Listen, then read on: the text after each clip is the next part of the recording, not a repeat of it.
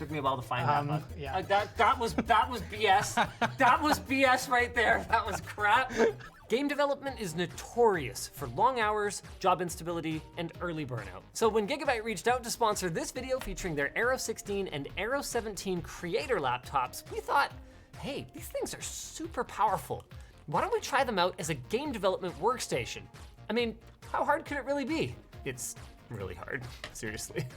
Fun fact, this guy actually came to us from the game development industry. So, all right, Plouffe, what did you manage to make in the 12 hours that I budgeted for this project? I mean, it's pretty much drag and drop these days, right? Sort of, actually. I mean, in some ways, yes, it's a lot easier than 20 years ago. Instead of creating an engine from scratch, you can purchase, or depending on your business model and revenue, even freely use a number of development kits like Unreal Engine, Game Maker Studio, or Unity like we've got here today. They graciously lent us a pro license to make this video. Yep, that's a pretty normal thing that happens a lot. Okay. Suck it, haters. Anyway, that's the game, that's it. Yeah, enough. I know better than to think that's the game. Oh God, oh my God, what is this? Oh my goodness. So when I went to make this guy, the actual sprite, like, it didn't work for some reason, so I had to use a different sprite for the jumping and falling animations. So it would actually show up. Otherwise, you'd be invisible while you were in the air. Ah, cool. That would. Oh, hell yeah. So, as you guys can see, it's a simple 2D platformer. Even though Plouffe has game development experience, it's mostly in level design and art. So rather than trying to scratch build something, he chose a really excellent tutorial from Coding in Flow that you guys could actually also follow along with. We're gonna have that link down below. Now that I know that you're a level designer, I actually have much, much higher expectations. Yeah, what's funny about this is please don't have high expectations. I made it in like 12 hours. The thing is that, like, now that I know that someone else did all the animation and programming, sure, and that your background actually is level design, I know I do have high expectations. I mean, I really feel like that saw was placed very poorly for level flow. Oh, sure, yeah, this is level 1, and this should be a lot easier. Okay. Considering the time invested, it is kind of impressive, though. So we used free assets from the Unity Asset Store, namely Pixel Adventure 1 by Pixel Frog, Free Casual Game SFX by Dusty Room, and Casual Game BGM number 5 by BGM. And there's some pretty cool details in here. Yeah, everything's animated. The saws are actually rotating. They're not animated to rotate, so they're physically like rotating in that space. One of the problems with that is that it's got the bounds box on it. Or your collision box. So if the collision box isn't perfectly square, it'll kill you a little differently based on where the saw is. It's fully animated. There's background music. I added like an actual start screen. There's a end screen for when you get to the end. See, there's the checker flag. You're a winner. And if this was actually built out, the quit button should actually close the game. Right now it doesn't do anything because we're just in Unity. And it's called Jump for Joy. It's the best game ever. It's not. I mean, this is really cool. So whether it's an indie, AAA, or project that lies somewhere in between, you can use these types of templates as a base to start from and then slowly add maps, unique gameplay mechanics, hazards, and enemies, and bring your creation to life. I mean, it is really cool when you think about how someone with absolutely zero experience could come in and create something like this, though. Yeah, it might take them a few more hours. A few tutorials in, I was actually starting to move forward a little bit on my own because I remembered how to do it. I remembered how to do it. Yeah, not so much the coding aspect of it because I was never a programmer. I didn't do well in all my programming classes, but I can follow a script and I know when to look for missing things that should be there. Tell me something though. How does the sponsor fit into all of this?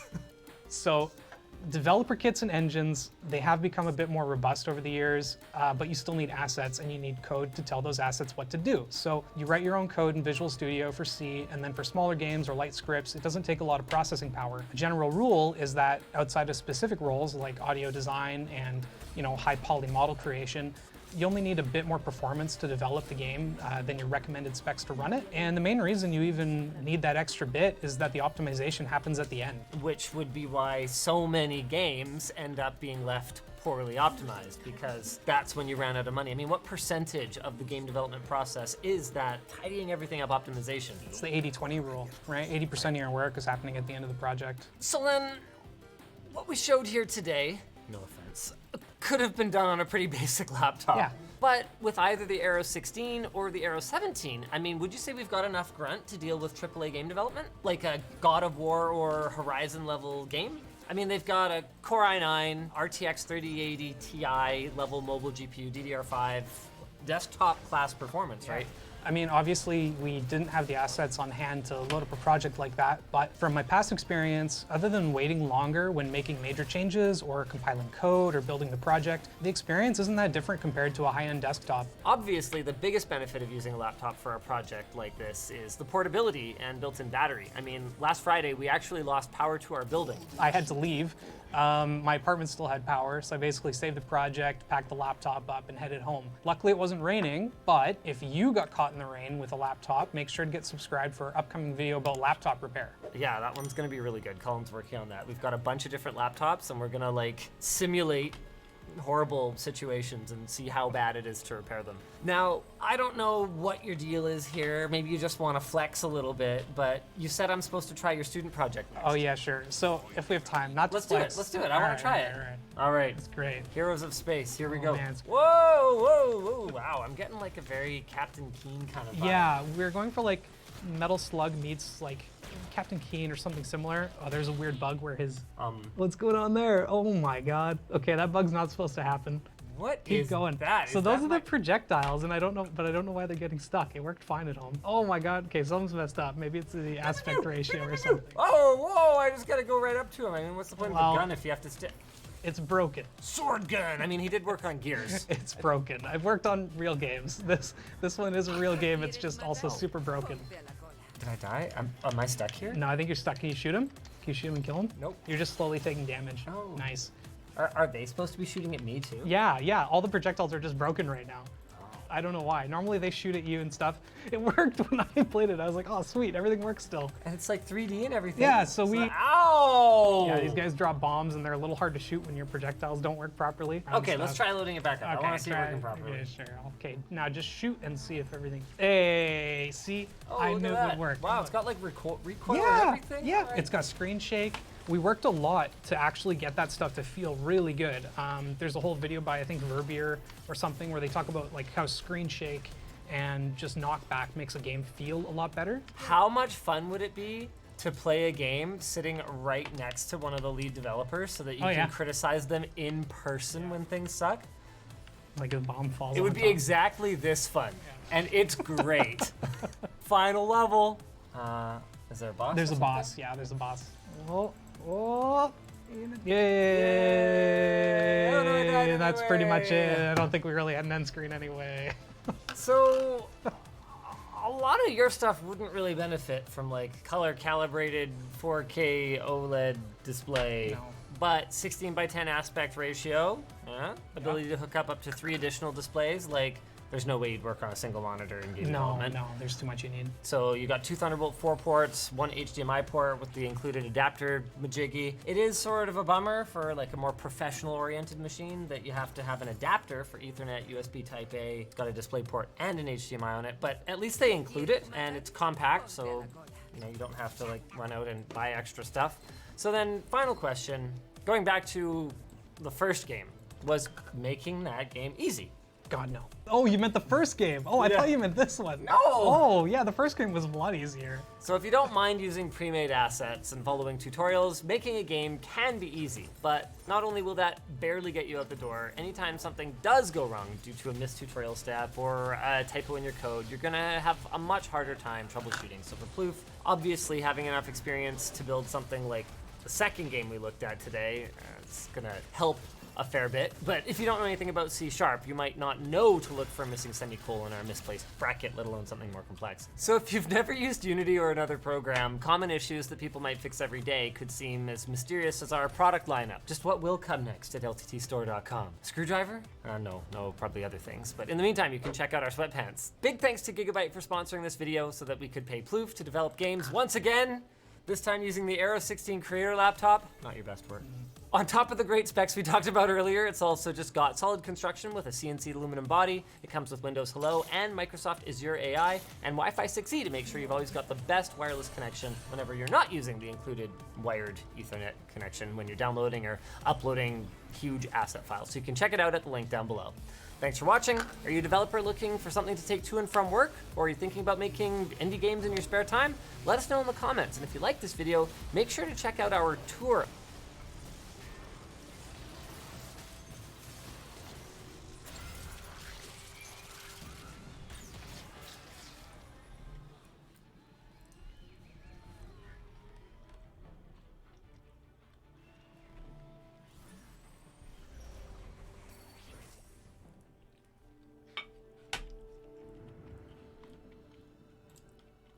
Tocará hacerlo por las malas.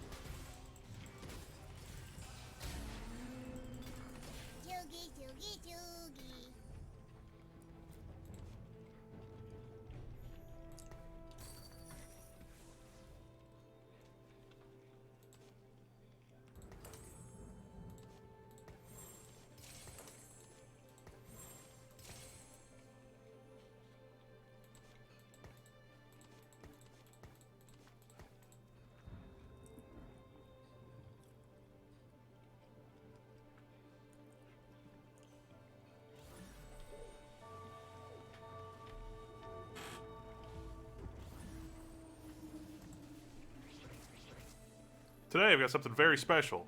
It's obviously super micro, right? It's actually from Micro Center. This is something that you can pick up if you have a Micro Center in your area. It's a tiny server. It's a teeny tiny server. It's gonna be so cute. I'm really excited about this. This is gonna kick off some more projects for the ultimate home server. But make no mistake, this server is powerful enough for use in your office as well. Let's tear into this.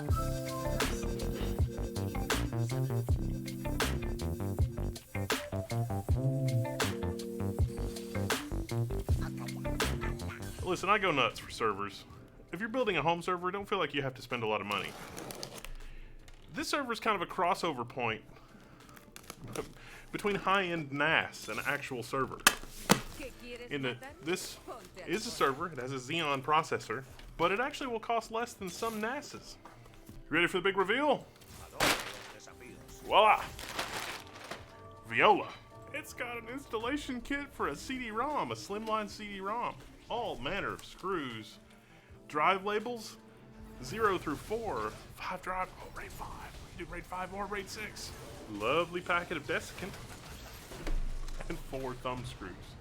4 thumb screws. Right in the back.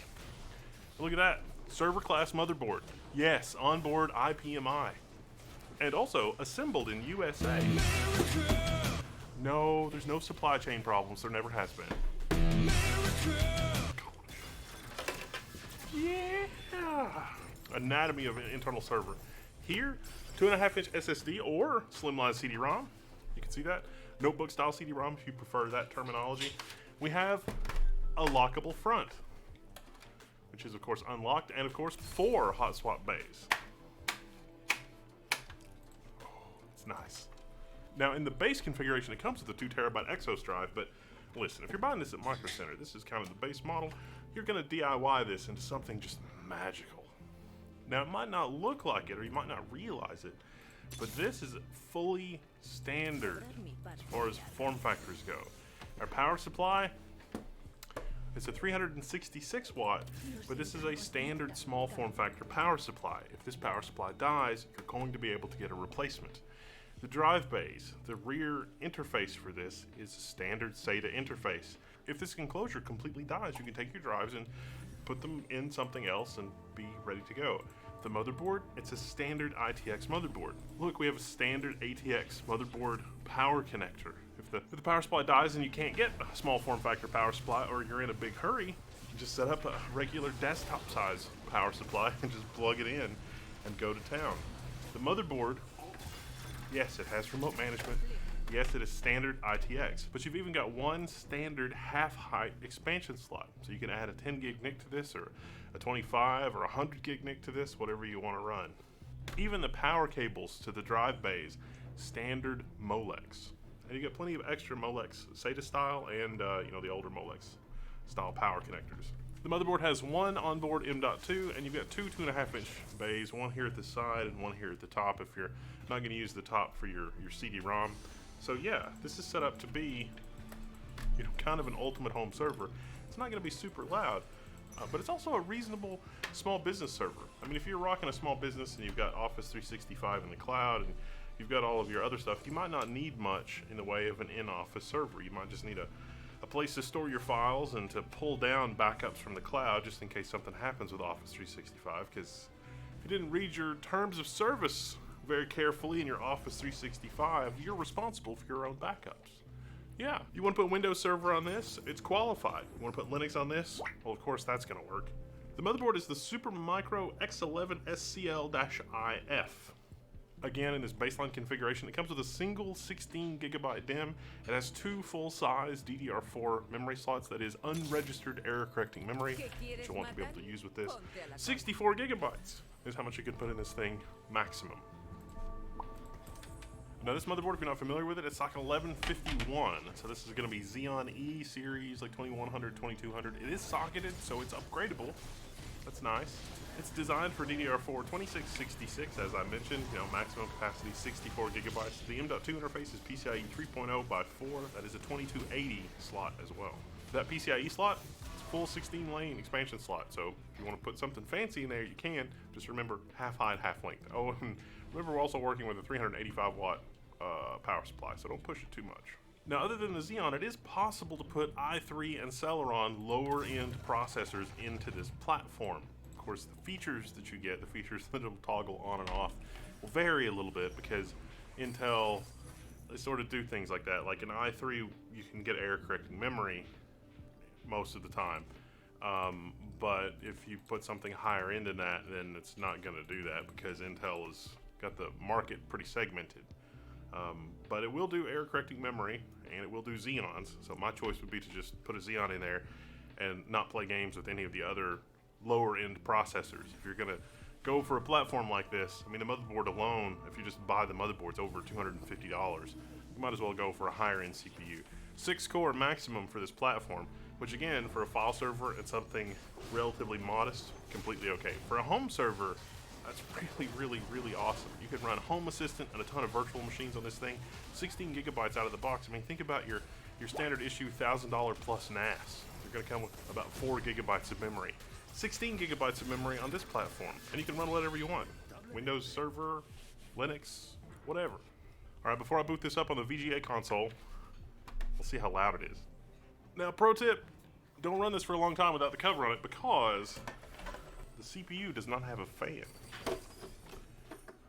The case design is such that for the front here, the vent here at the bottom is a duct. It's going to bring air in through the bottom, and that duct will sort of go over the CPU, and then it exhausts the warm air out the back. So that's bringing a lot of air in from the front through the mesh front here, and then that's going to pull it over the CPU and exhaust it out the back.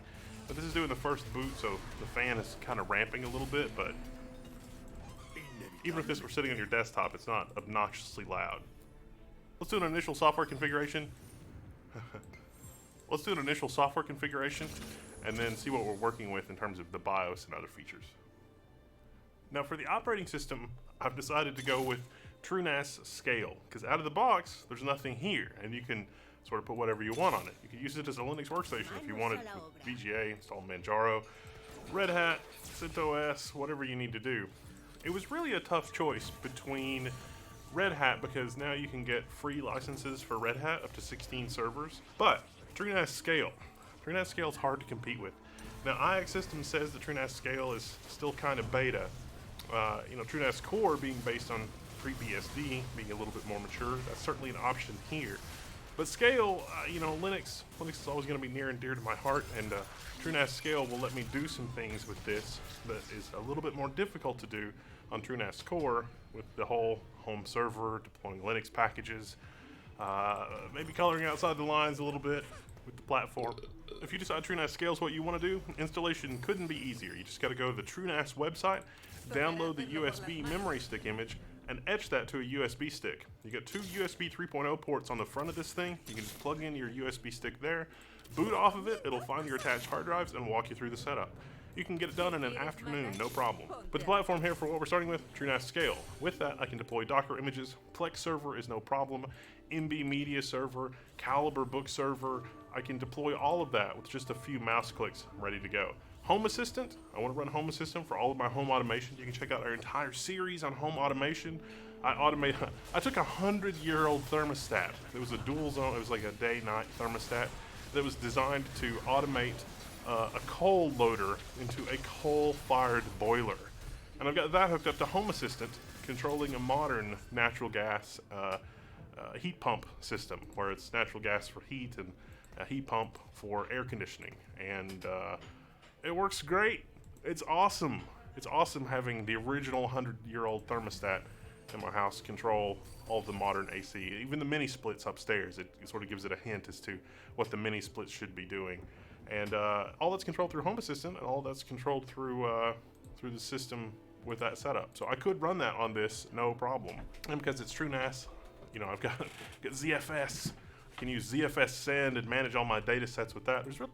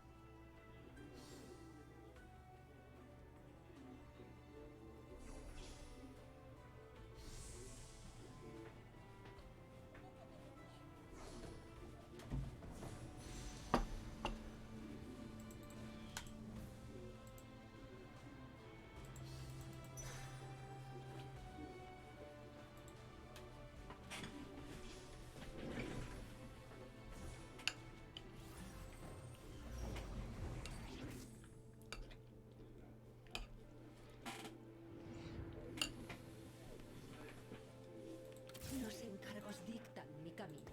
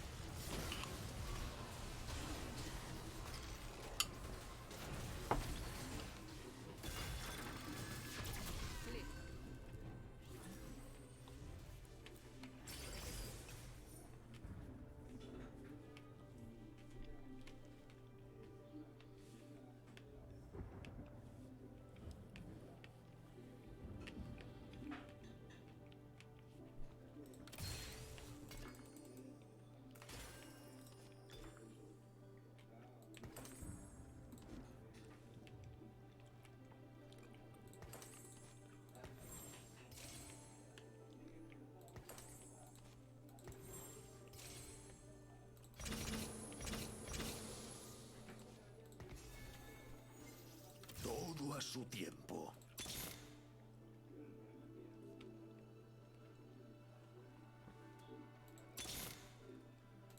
Voy a por ti. El escenario está listo.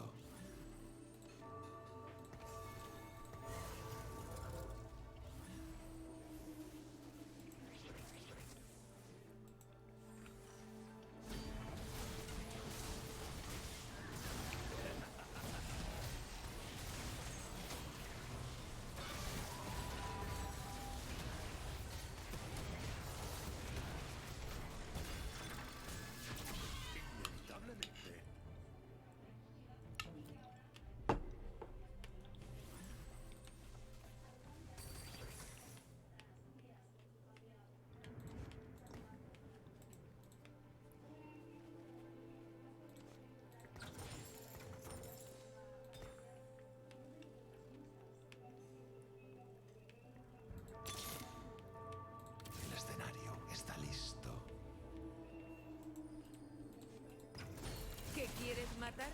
Ponte a la cola.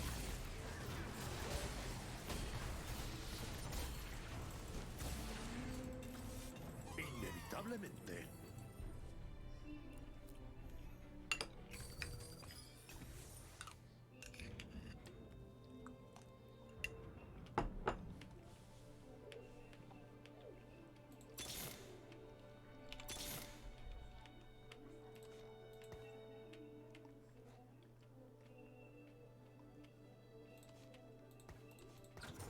¿Alguien quiere morir? Forjo mi propio destino a cada paso.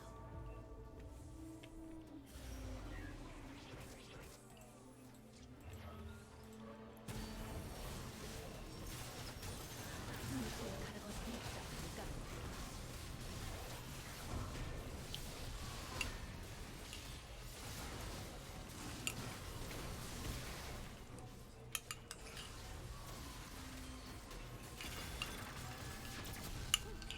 Las batallas despiertan muchas emociones.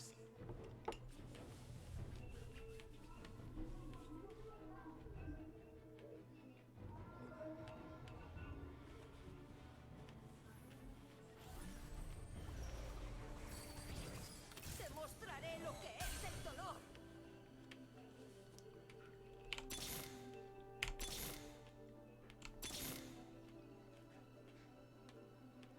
Siempre estoy preparado.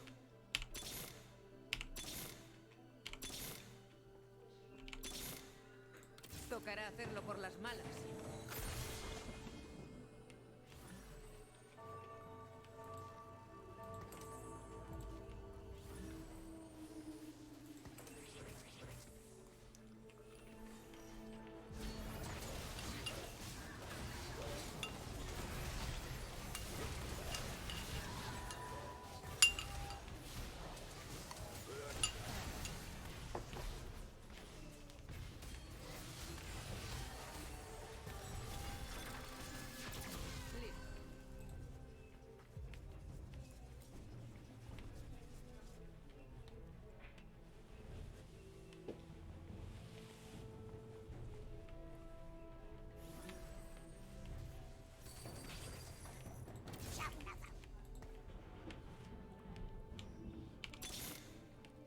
¿Alguien quiere morir?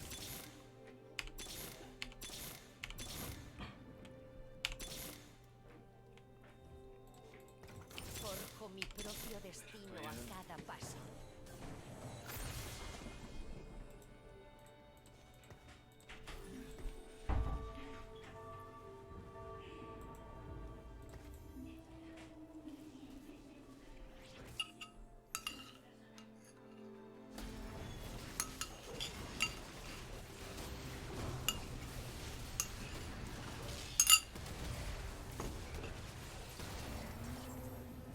Listo.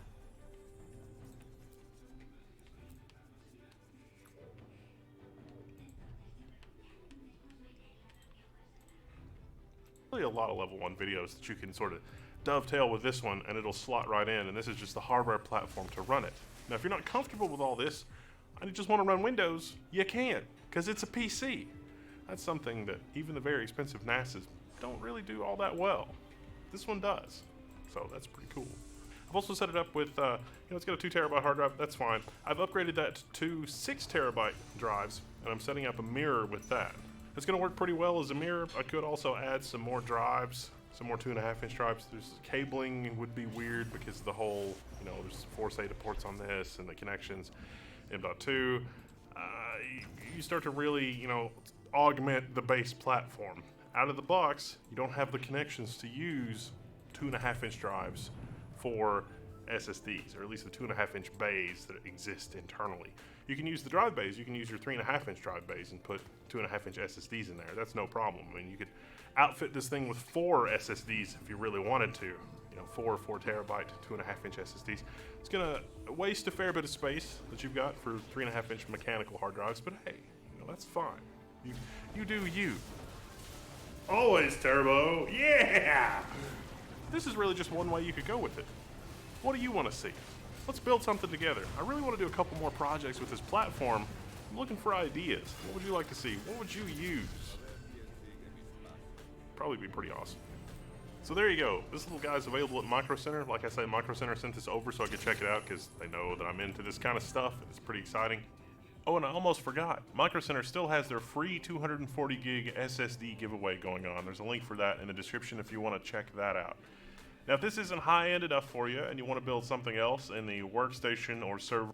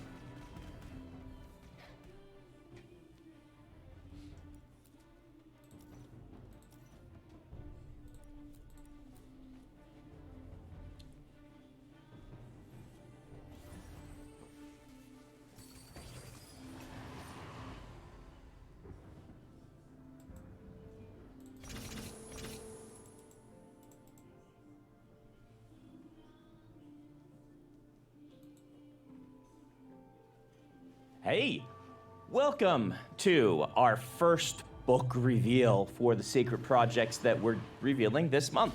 If you are completely confused about what this might be, you might want to watch the previous couple of videos on this channel where we talk about it. Regardless, it is time for me to tell you about the first of these secret projects. This is the one that I started writing back in 2020 when I first realized I had a little bit of extra time and was feeling the itch to tell a story, something new. And I wrote this as a gift for my wife. It is very fun. It's a little different for me. The title of it is Tress of the Emerald Sea.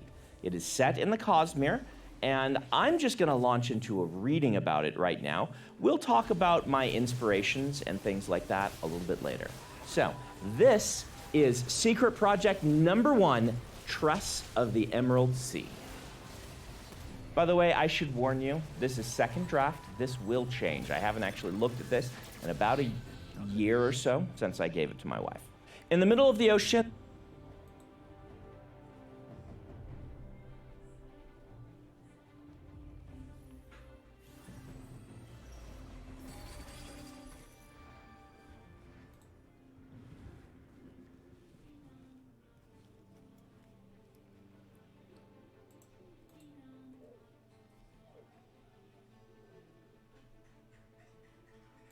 Pies rápidos, gatillo rápido.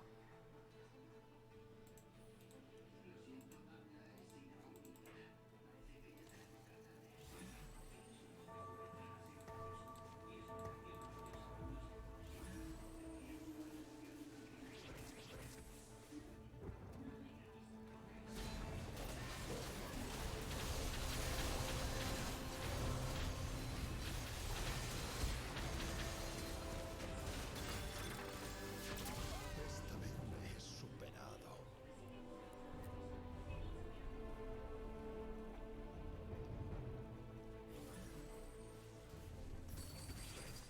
Oíd mi llamada.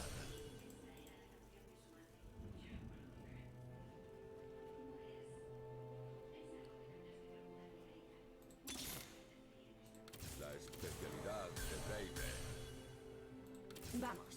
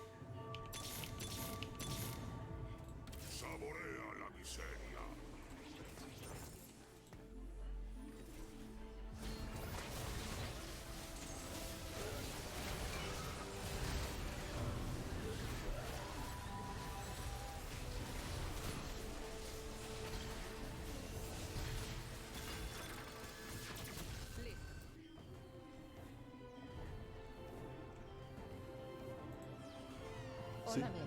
Hola. Hoy desperté muy triste. No. ¿Podrías contarme un chiste, por favor?